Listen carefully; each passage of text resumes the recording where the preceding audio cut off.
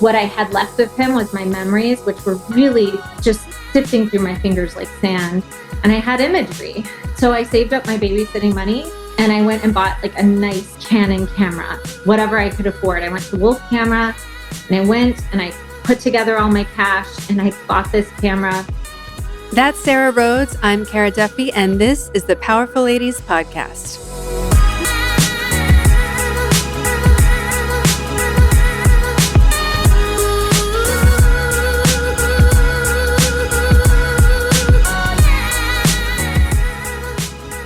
Welcome to the Powerful Ladies Podcast.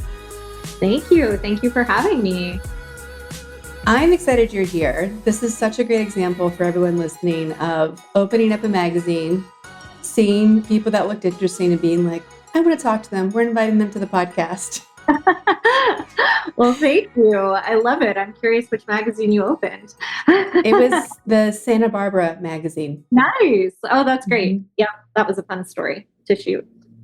Well, before we go any further, let's tell everyone who you are, where you are in the world, and what you're up to. So my name is Sarah Rhoads, and I am one half of the photography duo We Are the Rhoads. It's me and my husband. And we've been working commercial photographers in Los Angeles for the last, we've been in LA the last 10 years, but we've been working in this space for the last 15. So yeah, that's me. We have 3 young sons, and we actually have another entrepreneurial endeavor that I can talk about later as well. So yeah. If you go back to 8-year-old you, would she imagine that this is your life today? No, I truly,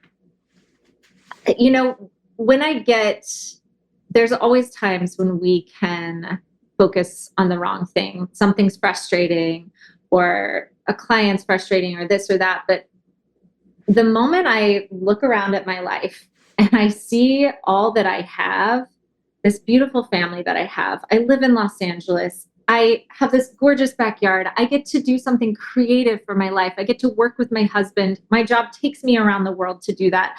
I get to pick up a camera and create things and make the world more beautiful. I truly am astounded by this life. And I feel so insanely, deeply grateful that I get to live this life. It's very fun and exciting. And I don't know that my 8-year-old self would have dreamed that this would have been my life. I grew up in outside Chicago in a suburb called Naperville, in a very just kind of middle class, like suburban existence in middle America. I really didn't know anyone who did something creative or even entrepreneurial. People had pretty like standard corporate jobs, but I always felt like there was something deep within me that was like, I want to do something different. I want to live differently. And I feel really fortunate that I get to do that.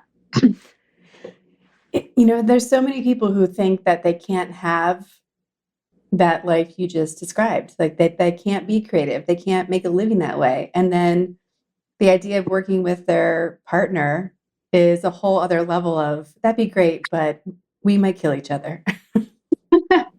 And some couples might. Yeah. So did you have the photography business before you met your husband? Did you guys create it together? How did that all start? So I'll kind of take it one step further back to kind of talk about how I sort of ended up doing this. I lost my dad in a plane accident when I was 14. And, my mom and my sister and I had a really large life upheaval, as you can imagine. And I feel like I realized when I was 14 and going into high school and losing my dad, I realized like what I had left of him was my memories, which were really just sifting through my fingers like sand. And I had imagery. And so I saved up my babysitting money and I went and bought like a nice Canon camera, whatever I could afford. I went to Wolf Camera and I went and I put together all my cash and I bought this camera. And I really had no idea around the technicals of how to use it. And I had no idea that this would be something that I would be doing professionally in my future iteration. I just knew that I wanted to document my life that felt really important to me, so that I think it's probably as a means of processing pain as well as holding on to something that felt quite ephemeral when I realized like life is so, it happens very quickly. And I wanted to be able to hold on to elements of those of my life. And so, I just started shooting, and I always had like a good feel for photography, composition, that sort of thing, and what I wanted to put in the frame, but I really didn't have the technicals. And then we met in college, freshman year at Oklahoma State. And, Chris and I kind of started collaborating from the very beginning. He was a professional musician at the time, like playing bass on the road with people. And he just was a very good problem solver. And with photography, it's art, and it has like this technical element of like aperture, shutter speed, and lighting, and all that kind of stuff. And I just started shooting the bands he was playing in, that kind of thing. And we started just collaborating. Like, he really taught me what all of the technical aspects were of photography. Like, this is how aperture works. This is shutter speed, which really unlocked the ability to be able to take my photography to the next level. And we just started collaborating. We always have been collaborating since we met. So that's kind of how we started working together. There's such an interesting approach when it is a creative collaboration, because I imagine that you're using that in photography, you're using it in your home, in how you kind of do everything. Like, your entire life becomes this team collaboration. What are the pros and cons of just having a partner who is that core collaborator with you? So, I always tell people working with your spouse is definitely not for everyone, but it's always been just a natural outpouring of Chris and I's unique makeup that's from the beginning. Like, we just naturally started collaborating together, and we really fill in each other's gaps. So what I mean by that is, we joke that like Chris is the head and I'm the heart. And when you put us together, we make one really superhuman. You know what I mean? Like, we're just kind of like subhumans, and then you put us together, and our unique sauce makes a really good sauce that's nice on things. So it works to complement each other. And I'm really grateful for that, because we kind of stay in our own lanes, because he needs me and I need him for various things. And we both can do each other's work as well. But we also, it gives us a greater respect for the other partner, because it's like, oh, that part of this is so easy for you, and this part of this is so easy for me. So we are able to like capitalize on what we are good at. And I think that's a real key to working with your spouse. But you asked about like the hard parts too. And I would say, Chris and I have been married now for, I think, 16 years, which is crazy. Congratulations. Thank you. And working together that entire time. I will say the first part of working together in our marriage, like the first 4 years, you're really working out a lot of kinks. And 4 years sounds like a long time. But I will say, the things that we work out together in our work life always serve to benefit our personal life too. And I will say that it just makes for a deeper, more full relationship in our case, but it can be hard at times to not take the work into the personal life. Like, that is definitely something we've had to like set boundaries around, especially now that we're parents too, because you can just get talking about it all the time. So yeah. That's what I would say. It's not for everybody, but it's definitely for us. Like, we love it, but we're those weirdos that can spend copious amounts of time together and not get sick of each other. So I would say that's a really important part of working with your spouse.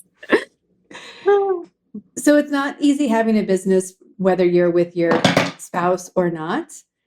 What has the kind of roller coaster been like for you guys as professional photographers? And I'm going to back that up with a pre-question of, how did you guys end up in LA? Because I think LA is such a unique place for creatives and for small business. So how did you get in LA? And then what has it really been like running a business that is also your creative outlet? So we ended up in LA from Seattle. We were in Seattle after we got married. We moved out to Seattle, and we chose Seattle because it was sort of one of those smaller markets. We knew we didn't want to be in LA or New York right away because we wanted to really figure out our voice as creatives, as artists, and not be on blast. We wanted to be able to have the space to mess up and to fail and not be having everybody watch us. And that was a really good, I'm super grateful for Seattle and that time in the Pacific Northwest and what that was for us. It was a very nice nest before we took off. And we moved down to LA after we had been developing our portfolio, shooting anything and everything, because we didn't go to art school. We didn't go to photo school. We really went to the school of like, you learn by doing. You learn by like throwing yourself in the hardest situations and figuring it out.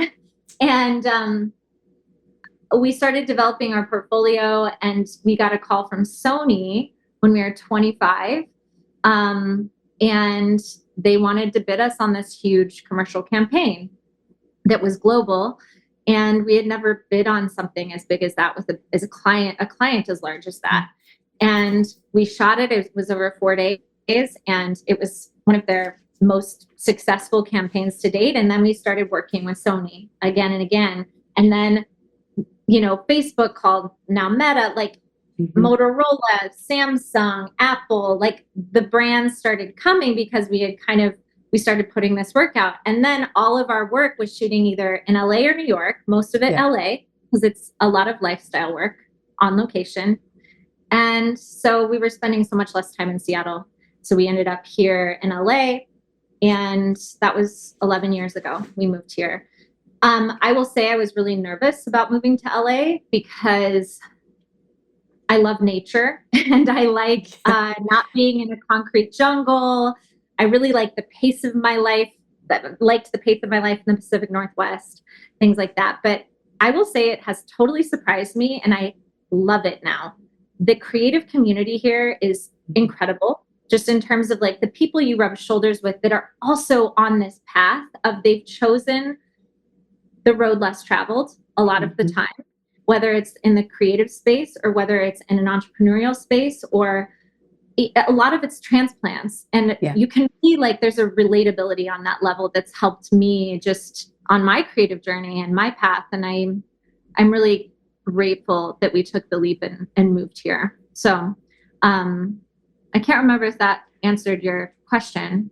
You asked how we got to LA. Is that cool? Yeah. That's I've been here 12 years, I think now. Yeah. Which is the longest I've lived anywhere. So it's kind of crazy. I haven't been in the same town or same house that time, but I do, of all the places I've lived, I think LA and Southern California is the hardest place to break into. It is. But, so putting in that time and effort, I was just at my sister's birthday party, and a guy had just moved from Chicago, actually. Where are you from? I moved around a lot. I consider Boston home. So I lived a lot in Philly, New York, New Jersey, Boston. Awesome. But I've also lived in Colorado. Lived out here previously. You've lived in a lot of places, a lot of lives. A lot of lives, yeah. And then moved here from Germany. Wow. So I think it was a shock for me to get here after moving so much and being like, wait, people just don't like make new friends and hang out, and like, what's going on? Yes. It takes so much effort. It takes so much effort. It takes a lot of time. Like I remember when I first moved here, people were saying it's going to take six years to get ingratiated in LA. And I was like, 6 years? That is a lifetime. What? And now I moved here in 2012. I rented an apartment, and we bought our place in 2013. And I do finally feel like, I have a community here. It's like, but it takes a long time. That first 5 years was not easy. And so I would tell anybody and this city is complex. It's not, and what I mean by that is more like when you're a creative in this city and you're working freelance, it can be, it's a city that can eat people up, and So I feel like it's important to have that solid group of people that you can go to that are like, hey, keep going. You know what I Yeah. mean? Because it's not always easy. No, and it has such a just a unique physical layout as well that doesn't really encourage meshing, like people interacting in the same spaces. There's so many Totally. different neighborhoods, so many different coffee shops people go to in those neighborhoods. So Yeah. um, it's even just like living in Venice versus Orange County versus Los Feliz can be completely different planets. Totally. Like, it's funny because if you told me I live in Venice, I'd be like, oh, well, you might as well live in Montana because Yeah. I'm an East Sider and you're a West Sider, and like, we're never going to see each other. Yeah. Like, Yeah. it's like, that's the mentality here. You find these amazing people you like, and it's like, well, I can't drive an hour and a half. Like, we're not Yeah. sitting in traffic. So it's versus New York or someplace where you're like Right. going out to dinner, it's just so walkable. So yeah, Yeah. it's complex. It's a Yeah. complex acquired taste for sure. Running any business is complicated. Yeah. So, how have you guys managed the ups and downs? How have you stayed motivated? And what are some of the core things that you wish you knew when you first started working together? And honestly, just having the business. It's not even about you guys together. I think it's you guys versus Yeah. everyone else. Yeah. I think the biggest piece of advice that I would give myself, and I think I gave it to myself and on some level, maybe intrinsically, is when you pursue something on your own, whether it's creative or entrepreneurially outside the corporate scope, no one is coming to save you. No one is coming to save me and Chris. Like, and what that does is it really shifts the perspective of like, I have to figure out new things. I have to challenge myself.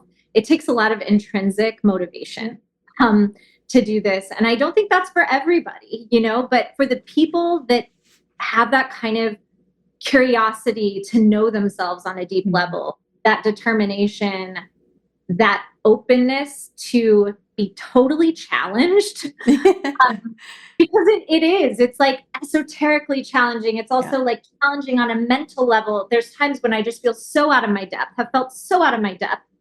But guess what? Like, I've built confidence through the times I have felt so out of my depth and stepping into it and saying, you know what? I did that.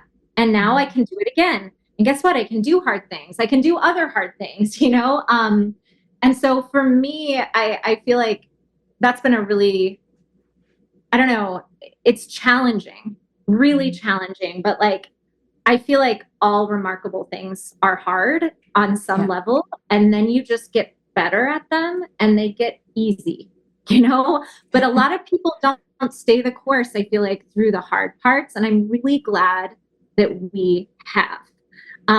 Because if you would have told me I was shooting large scale global ad campaigns, picking up my camera for these Fortune 100 companies when I was a 20-year-old girl from living in Oklahoma, going to journalism school. I knew I wanted to do photography, and I was like, there's no way I can do this. All these kids are going to art school. I don't have the pedigree. I could have like let myself go down that path. But instead I said, what if? Like, what if I am able and capable to do this? Like, what's the worst thing that could happen? I try this and I fail. Like, I just learn, So I feel like there definitely takes an intrinsic motivation, and I feel like a ability to have a perspective on life that I think is a unique one. I think. Yeah. Don't you feel that way a little bit, just in terms of your experience? You have Yes. chosen road less traveled as well. And that it's why the podcast got created, because I wanted women and just people in general to see how many ways you could have a great life and how many ways you could step into your power. And like, I never thought I would work for anybody else. But I did for a long time, and it was great. And I took full advantage of it. But then once I was fully doing my own thing, like, people think it's so scary to go out on your own. But I had so much less fear once I said yes and jumped all in. The Yes. only, when you're in a corporate environment, there's so many things to worry about. There's the politics, there's all the dumb things you're doing that make no sense. There's plus the rest of life. And then when I went out on my own, I'm like, oh, the only thing I have to manage is making sure I have money. Like that's it. Yeah. Everything else is a creation and it's fun. And I I think people don't realize how risky working in a corporate space can actually be. And Yes. it creates Yes. this false sense of security. So I can't imagine doing anything else. And I love helping people figure out how to grow and scale and just make more money than they thought possible doing what they love. Yeah. Because it gives you access to creating whatever else you want also. Totally. Yeah. Absolutely. Absolutely. I love that. I love what you just said there in terms of like the risks in doing what's safe. A lot of people don't evaluate that, the risks there. Like, I feel like sometimes it goes against what our souls really need and want for growth and raising our consciousness in this life. Like those kind of things. I feel like this path, not always easy, but I wouldn't trade it for anything, No. like the rewards have been very, very generous in my life. So, Well, and I hated the idea that work was getting in the way of the life I wanted. yeah, And because it so takes up so much time. It takes up so much of our life. Like that's the thing. It's like we have time as that one resource that we just can't. I can always make more money. I can always get more stuff, but I can't make any more time. I can never make time. So like if that's sort of the treasure in life, why are we spending it in ways that aren't serving us and like our truest selves? And for some people that true self might be benefited on that path. I'm not saying that this path is for everyone, but I do think that us asking ourselves the hard questions and saying, what do I really want to spend my time doing? What makes me come alive? What would benefit my growth as a person? I don't know. I think we'd probably all be a little less stressed and happier. Yes. Yeah. I mean, I think there is such a correlation between doing work that feels good and purposeful and aligned and the general temperature of the world. Like so many people are just upset and angry, and it's because they don't think they have power to make the choices they want when they so do. Yes. Totally. Yeah, I agree. How do you feel like you realized that for yourself? I'm curious, like because I feel like in many ways, so much of it is people look around themselves and they see one way of doing life, right? Like, and they say, well, that's the way that I should do life. What made you say I can do it different, or give you the courage to like do something different? Or I don't know. I'm curious. Well, that's a great question. I've never had it asked that way before. I think I've talked before on this podcast about how growing up reading, it was like all Babysitter's Club and Nancy Drew and Jem and the Holograms. And these are all, I didn't realize it at the time, but these were all fictional female characters who were way too young to have actual jobs that they were doing. But it was just normal to be like, sure, I'm 9, I can babysit, which I was doing. Like I started my babysitting business at 9, which in hindsight, I'm like, who would trust a 9-year-old today to watch their kids? But it was the 80s. It was very different. Yeah, totally. And so I think starting in that mindset of like seeing all those, like having that be my fictional kind of world I was interested in. But then also I've always been a collector of like power couples. Like that's when I saw you and Chris in the article. Like you guys just had a little blurb about you did the shoot that was in the magazine. I'm like, wait, they look cool. What are they doing? And like I went down a whole rabbit hole of like, what are they doing and how and what does their life look like? Because I've always been attracted to that kind of more bohemian, doing it your own way lifestyle. And I think I've just been looking for it. I think I was also given freedom because we move so much that I didn't have like, I don't have a childhood home. Yes. I wasn't in a same position. And my parents also always told me, like, just don't settle. Yeah. That was Yeah. like what they kept saying. And so the idea that I could do whatever I wanted and I didn't have to have the normal Yep. life, I think gave freedom to do that. Yeah. And then just also, you said a keyword earlier of curiosity. Yeah. I get so thrown off guard when I meet people who aren't curious. Same. To me, that is the secret sauce to life, to my Yeah. life. Yes. I am deeply, genuinely curious to like uncover, like, who is this wonderful Cara Duffy? What does this life look like over here? Like, if I didn't have that, I don't know what my life looked like. I feel you so hard. Well, when people say they don't have that curiosity, it makes me think of people who don't have the inner monologue. Like, I can't comprehend it.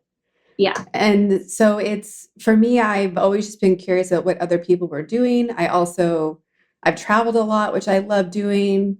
And so I think I've just been collecting these ideas and people throughout my lifetime who did choose their own way. And even people who have stayed in the corporate space and had great careers, they've still done it with their own rules versus they've stepped into their power in whatever space they were in. And I think it's just been what I'm attracted to and drawn to in life. Yep. So I've never understood like not maximizing our time while we're here. Same. It's like, I've always wanted to have a rich, big, beautiful life. And I feel like I have that, and I will only have more of it because I feel like I'm really curious about life and people and uncovering things. And like, I feel like that's the key ingredient to me for how we have that, because we are here for just such a short amount of time in the big scheme of things. So like, why not experience all the things we can experience, and sort of, my camera has given me the opportunity to do, like you kind of touched on, peek into people's lives and ask questions and be able to go in and explore those curiosities in a really unique way that I'm super grateful for. So, yeah. Well, and I think my past, I worked in foot and apparel for 20 years for places like Puma and Reebok and Quicksilver. Oh, wow. So all these brands that have connections to interesting musicians and athletes and other brands. And so I think like you, with how you've gotten access to people and things that were like not supposed to, in quotes. Yeah. And that's why one of our taglines is a ridiculous and extraordinary life, because that ridiculous component of, do I belong in this room? Like, I'm sorry, you want me to do a collab with the Wu-Tang Clan? Okay, hold on. Be right back. Let me collect myself and I'll be right back.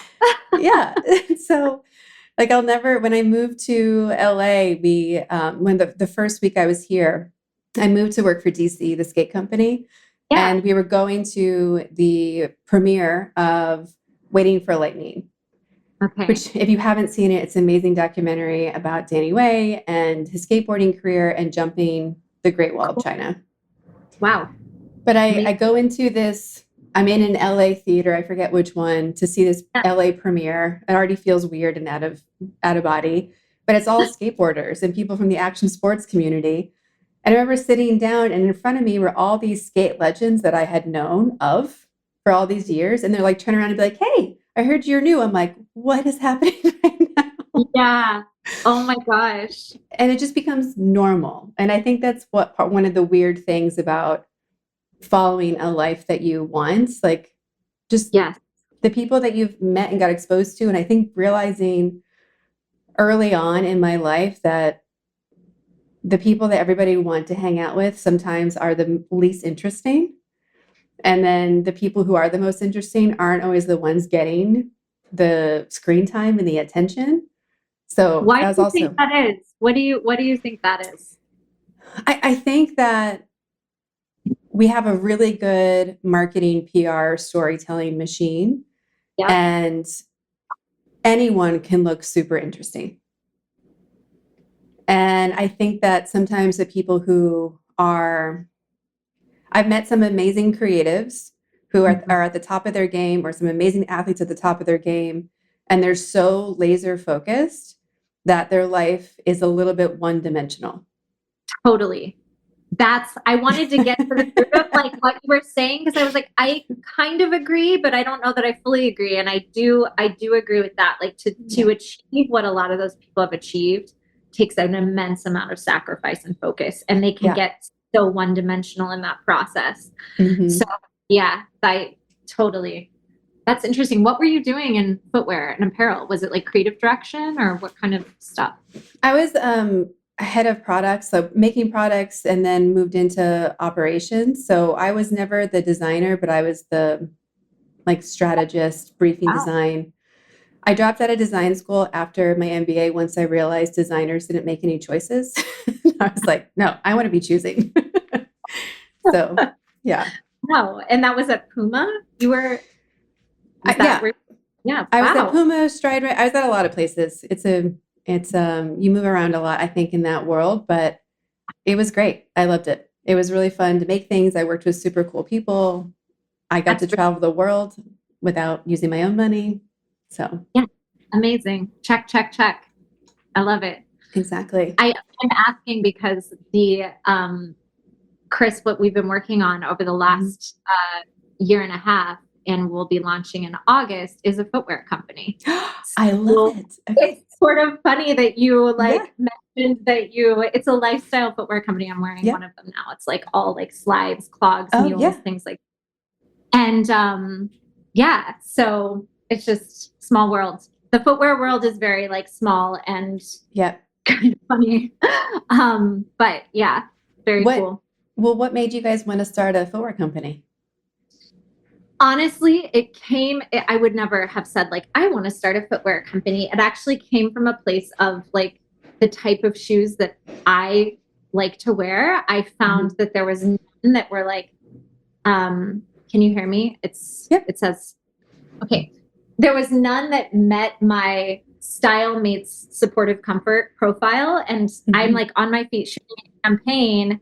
And typically what I wear is all like slides. It's all like, I want to slip into my shoes and I want to feel really good about them.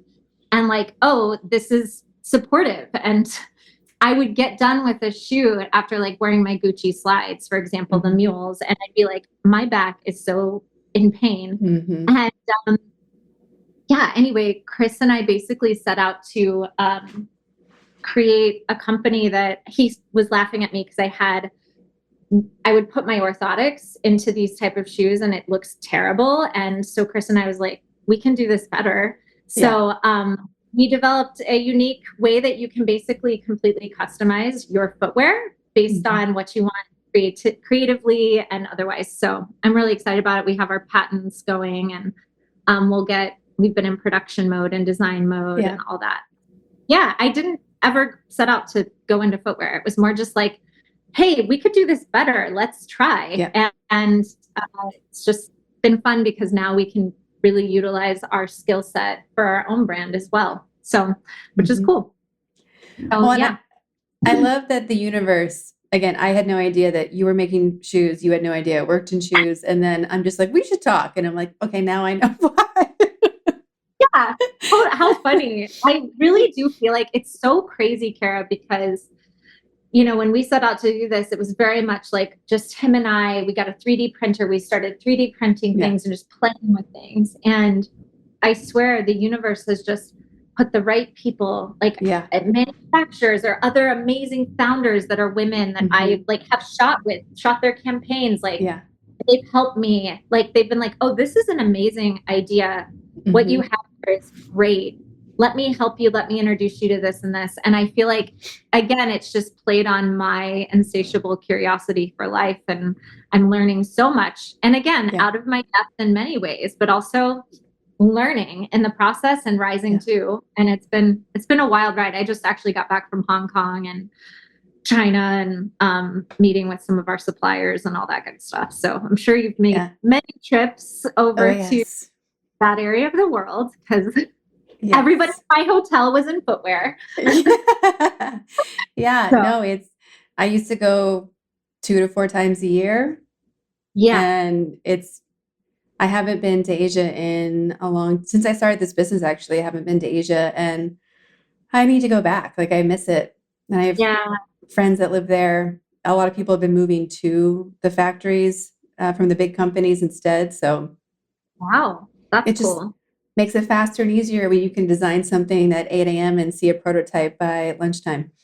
It's insane, like how quick they are. Like it's totally insane. And I feel like my world just opened up because I wanted to go and see every part of how our it's called Yeah. Commbi, how our Commbi shoes will be made. I was like, I want to see, take me to the logo factory, take me Yeah. to all of the parts I wanted to see for myself from an ethical standpoint as Yeah. well as sustainability, all of it, but also understanding how many hands touch something Yeah. to get made.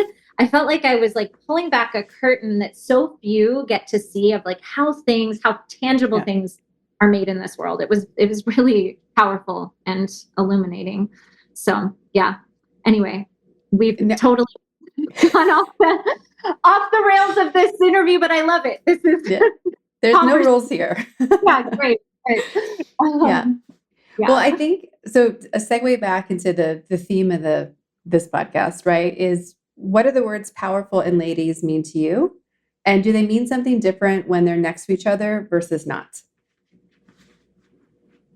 Oh man, I have so much to credit to women for me being here right now. Like powerful ladies means a lot. Like when you reached out with that, although I hadn't listened to your podcast yet, and now of course I have, and I'm going to send it to everyone because it's amazing. I was like, oh, that's something that I smash that subscribe button. Yes. Like, powerful ladies, amazing. Because I feel like for me, it's the women that have gone before me and my close friends that are women. Yeah. Like there's just this intimacy that I feel like I have with other women that is very deep and really powerful. And I feel like, I don't know, I feel like women can do anything. I really do. Like I love, like if I could hire just women, I love men too. They're great too. Obviously I work with one and I have 3 boys. So I have a house full of what will be men one day. But powerful for me is a word that isn't just about strength. It's about vulnerability. It's about courage and bravery. And for me, the ladies part is really key because I feel like upon becoming a mother, I also feel even more deeply rooted in my femininity and my sense of being a woman and what that means. And that's been really powerful for me just to step into that and own it, you know? So yeah, I love that phrase. I wish that there was just like, I think women are just incredibly powerful and badasses, really, at the end of the day. I'm like, yeah. So good for the podcast. Well, I was watching a show the other night that was talking about trad wives. Oh God. Which Dark. is Went down a K-hole there, Kara.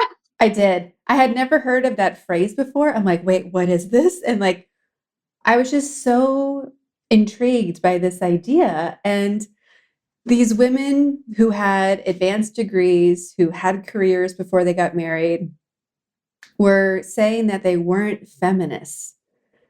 And I was like, I think you don't know what the definition means.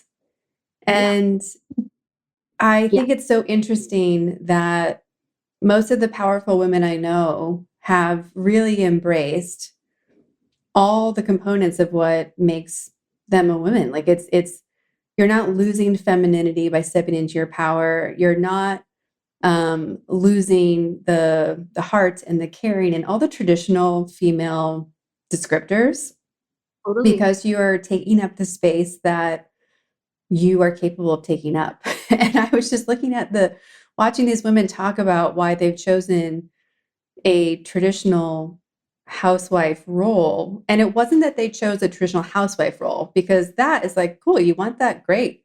But it Totally. was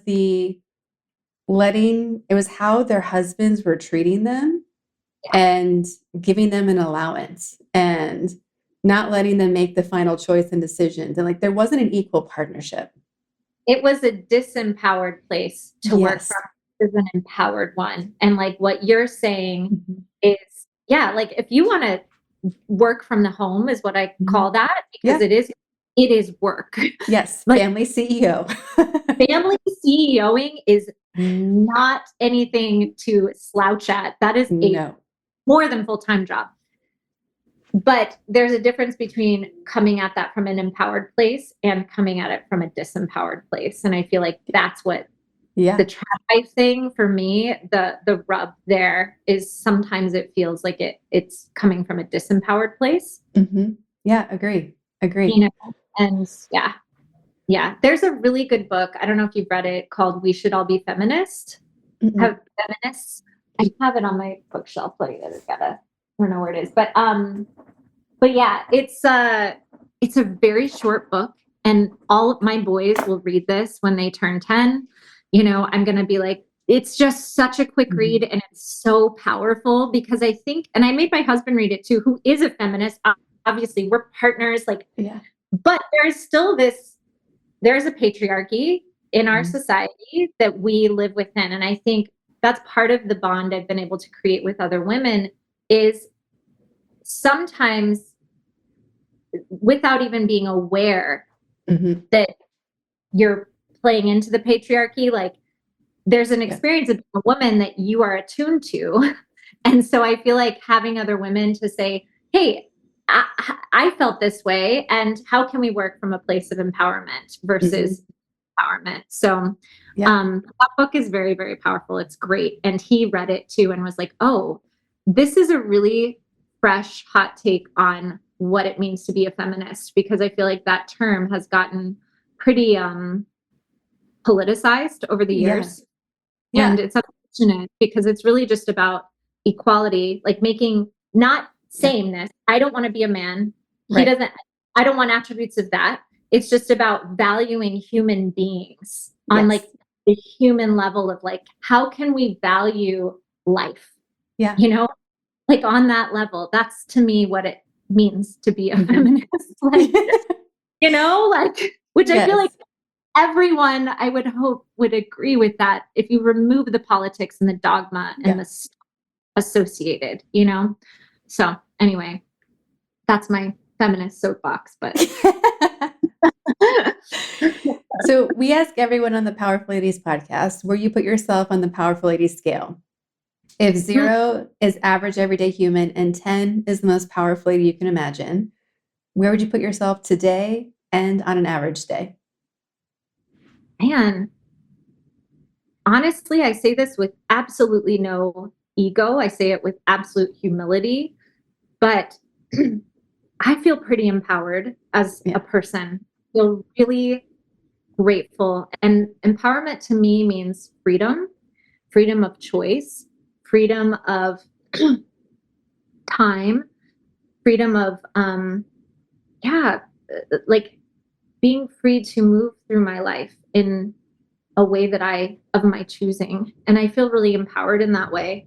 So I would probably say I'm at an 8 with room to grow, you know, always.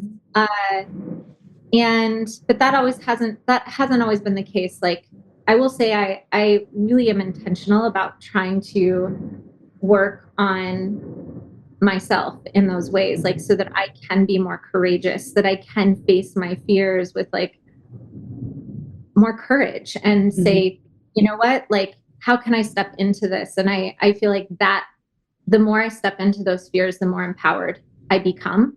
And so yeah, that's what I would say. How about you? Oh, I really believe that it's not even an everyday thing, it's an every hour shift. Yeah, totally. Some days I wake up and everything is going the way it's supposed to, and life is just a 10. Like, and it doesn't have to be a day where it's a work related day. Like last Saturday was a 10. it, 10 out of 10. yeah, Amazing. it was just a great day. And I feel really privileged that I know what a 10 out of 10 day feels like. Yes. And I really want other people to be able to experience that too. Um, so it does really move around, but I think that I know, like, there's a difference of what I'm trying to get to versus what I'm worth as, just as you said, kind of a human. And so I Yes. think I'm a 10 as a human, and then what I'm pushing myself and striving for can be anywhere from like a 6 to an 8 usually. I think any of us who are in that striving, curious, what else Yes. can we learn, do, figure out, master space, there's always something else to be exploring or working on. For And it doesn't sure. have to come from a hustle culture space. It just comes from I want room for there to be more to Yes. experience and figure out as well. For Mhm. sure. For sure. Yeah. I love that. I couldn't agree more. I love that. So when having the life that you have, you're very busy running a business with your husband, having 3 kids, just all the things that life brings it. What are some habits or routines that you rely on to stay sane and to fill up your cup?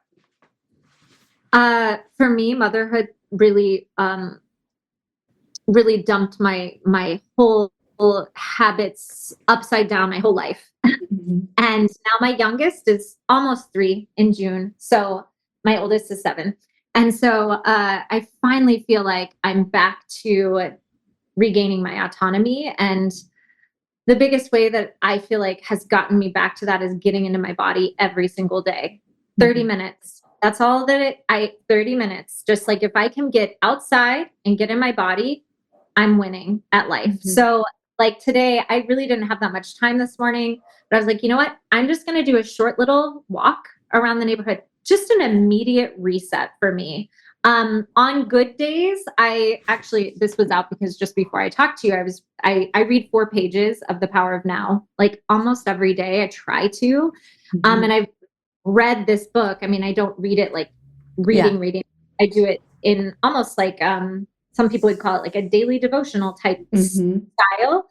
But I mean, this is probably my 7th time to go through this in that way because it sort of just allows me to come back to something when I get caught Mhm. up in my thought patterns or something frustrating happens, there's friction. It's just like a really good reset of like what's important is Mhm. right here and now. The present here and now is really all that's real and all that really matters. And that's just been a great Mhm. like habit changer for me is like getting into my physical body, trying to get out in nature and having something that is sort of a just a good reset for me every day to go back Mhm. to. So yeah. I How about felt you? very Go ahead. similar, very similar. I have to get outside. I like some days I take my whole desk outside. Oh, I love that. I'm like trying to picture Yeah, I mean, usually it's like I will take the laptop, but also the big monitor, like the whole thing just moves to an yeah, outside table. I love it. Because I not growing up here, I really appreciate that we can have that indoor outdoor life, Yes, and I'm calmer when I am outside same. and still able to be really focused and see a bird, butterflies, like appreciate it. Yes. But a lot of people talk about journaling every day. And so for me, it's like, did I work out? Have I been outside? I love going on walks. I need a conversation with someone. So Same. selfishly, I love doing the podcast for that purpose. But like, who did I connect with today? Like having that deeper connection matters. And then I love reading also. So I felt really relieved when I read something that said, some people, instead of journaling every morning, need to read a few pages of a book. And I was like, oh, thank goodness I don't have to journal. Because it's I not that I know. don't believe in it, but I it's know. it's not. I'm a list person. I'm bullets. For me to ever write in long format is almost painful at this point. So I'm okay to come back and make a list of what I care about. Like I can make a list of what I'm grateful for, and then I'm kind of done. And I'd rather have someone else, like I like the input reset as you were kind of talking about. instead of me just sitting with all the, I know it's like most of what's in my head is complete BS. Yeah. So I just want to like let it go. I It's don't want to write it down. same. Like so many thoughts all the time. Like we are not our thoughts. Like No. I couldn't agree more. Like I've tried the journaling and I think it really works for some people to like do the thought dump. Yeah. And for me, I find that if I can take even 5 minutes to meditate, just here, no mind thoughts, and do 4 pages of that, I just find that my day is just so much better. Yes. Do you have a book that you like in the morning that you're like, do you go back to something or do you read different books depending on? It's really rare that I go back to a book. The one I'm going through right now is called Prosper. Ooh. Create the life you really want. We can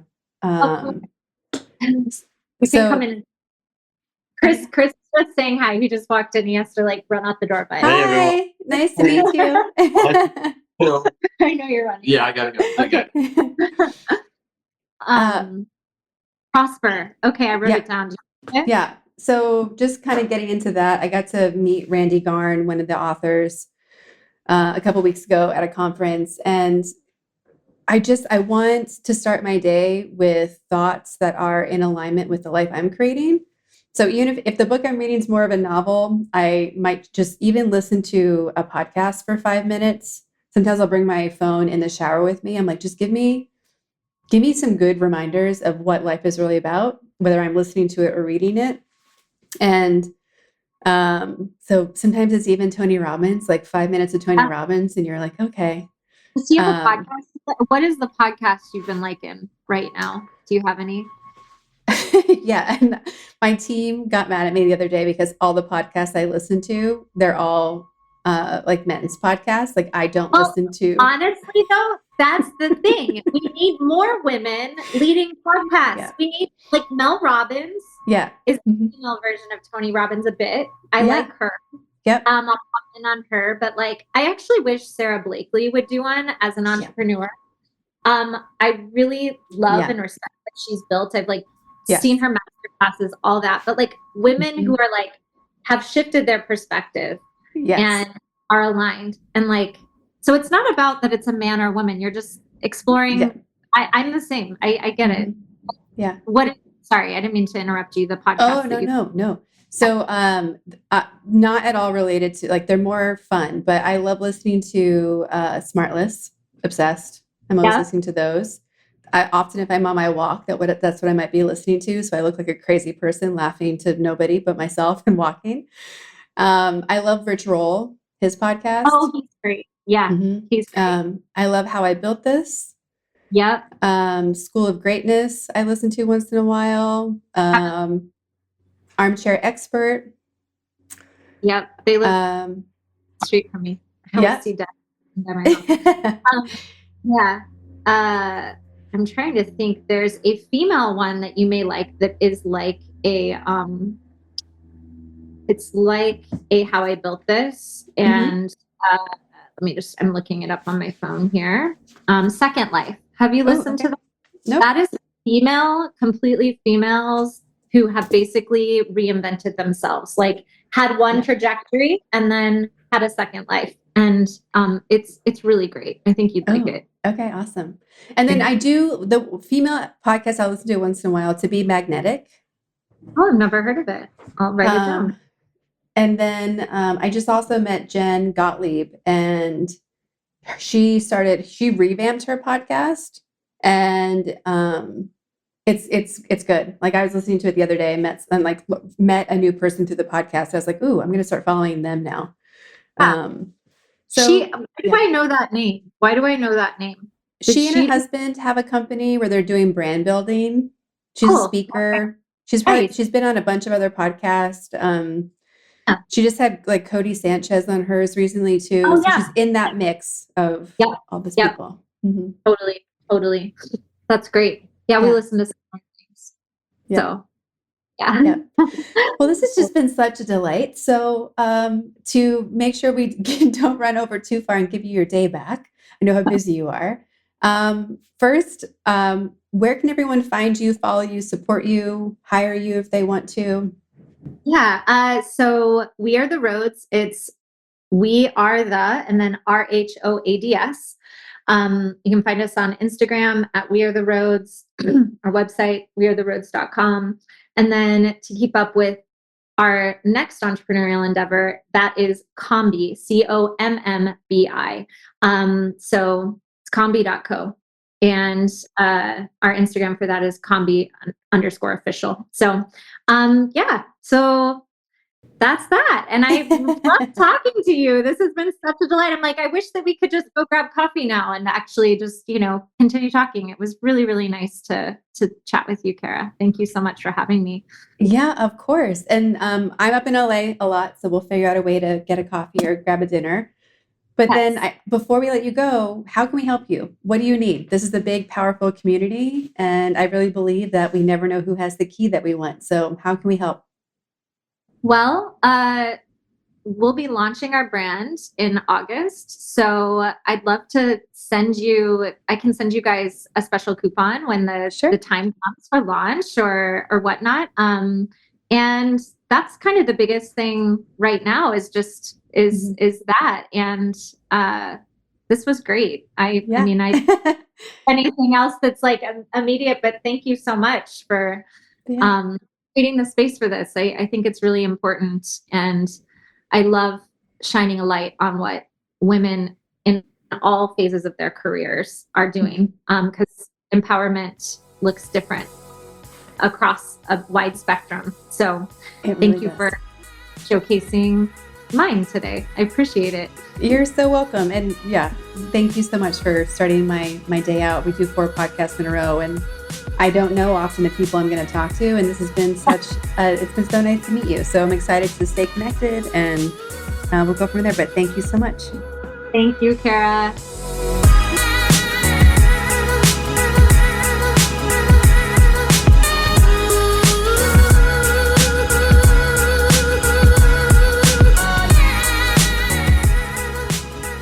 All the links to connect with Sarah, We Are the Rhoads, and their new footwear brand, Commbi, are in our show notes at thepowerfulladies.com.